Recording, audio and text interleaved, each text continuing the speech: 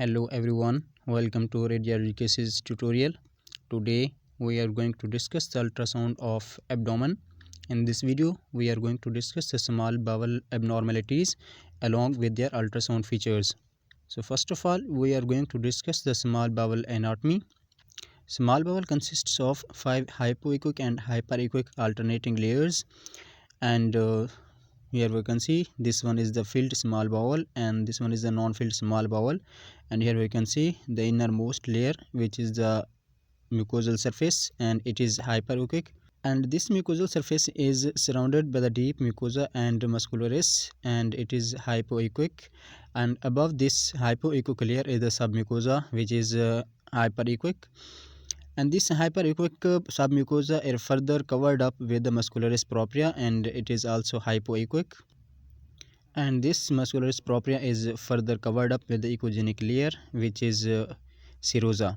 And same is the case here in the non-filled lumen of the small bowel, and here we can see the echogenic layer, which is the mucosal surface, and it is covered up with the hypoechoic layer, which is muscularis propria and deep mucosa, and this deep mucosa and muscularis mucosa is further covered up with the hyperechoic layer, which is the submucosa, and this submucosa is further layered up with the hypoechoic layer, which is muscularis propria, and this muscularis propria is further surrounded up with the echogenic layer, which is the serosa of the intestine, and serosa is the outermost layer of the small intestine.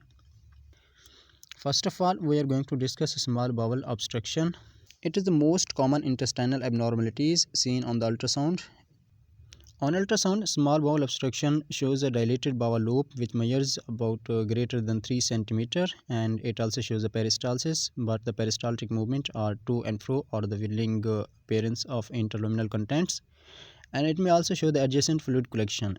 As here we can see, this one is the small bowel, and its diameter measures about 3.24 cm, which is greater than normal. As we have discussed, the normal diameter is about 3 cm, but this diameter measures about 3.24 cm, which is dilated. And on ultrasound it was also showing that the bowel contents are moving to and fro, showing the small bowel obstruction. And now here we can see another small bowel obstruction, and this sonogram shows a dilated bowel loop which has a diameter greater than 3 cm, and it also shows a to and fro motion of its bowel content, but this sonogram also shows the fluid collection in the abdomen. So this is an emergency case. Keep in mind that in many cases the gas-filled loops located in the non-dependent anterior abdomen will obscure these findings, and this pitfall can be avoided by scanning in the lateral flanks where the dependent fluid-filled loops are located. When bowel obstruction is detected, a search for the cause should be performed. And now we are going to discuss the interception. Interception is the main condition which is causing the bowel wall thickening, and a close inspection will reveal the multiple alternating hyperechoic and hypoechoic layers due to the presence of 3 overlapping mucosal and muscularis layers of intersepiens in the distal segment and interseptum in the proximal segment. On ultrasound, it shows a target sign on the transverse view, and absent blood flow in the interseptum on color Doppler is seen. The free fluid within the interseptum may also be seen. As here we can see, this one is a transverse view and it shows the target appearance, and here we can see the mucosal layer which is surrounded by the hypoechoic submucosal layer and another echogenic layer which is the muscularis. The same is the case here.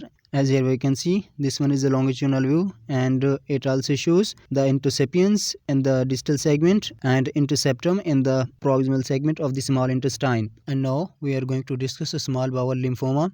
Small bowel lymphoma is the enlarged lymph node, and on ultrasound it shows the thickened bowel loops and enlarged abdominal lymph node showing the hypoechoic area, and loss of normal bowel layering is also seen.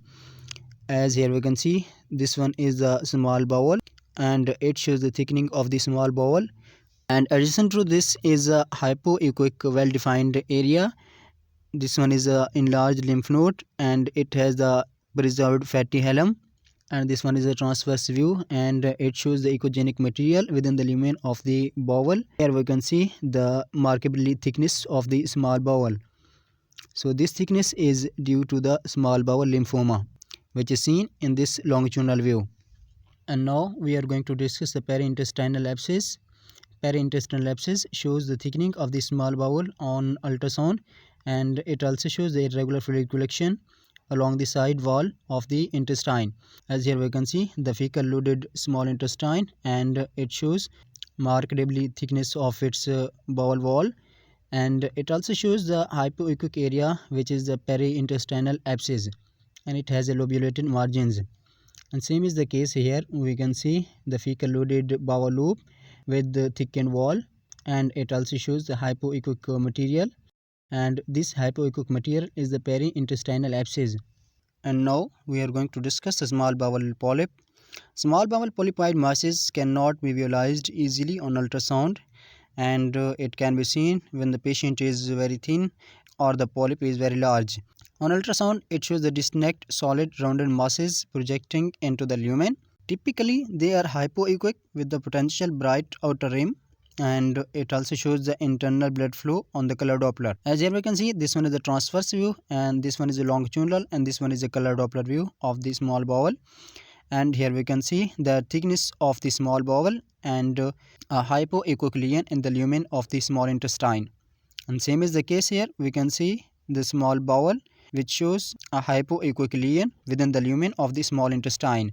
But this color Doppler confirms that this hypoechoic lesion also showing blood flow, and this blood flow is supplied to the lesion by a single vessel. So these ultrasound feature reveal that this is a small bowel polyp. And now we are going to discuss an important small bowel pathology, that is the acute appendicitis. On ultrasound, acute appendicitis shows the diameter greater than 6 mm, and it is inflamed echogenic periappendicular fat. It shows appendiculate and lack of compressibility and hyperemia, meaning that it shows hypervascularity, and it also shows the adjacent fluid collections. As here we can see, this one is a longitudinal view, and it shows a dilated bowel loop with diameter greater than 6 mm, and it is inflamed and echogenic periappendicular fat, and here we can see the appendiculate is also visualized here. And this sonogram shows that it has a lack of compressibility, as its adjacent content are compressed by pressing the probe, but the appendicitis does not show compressibility. And this is a color Doppler, and it shows that appendicitis is showing the hypervascularity. So these are all the features of acute appendicitis.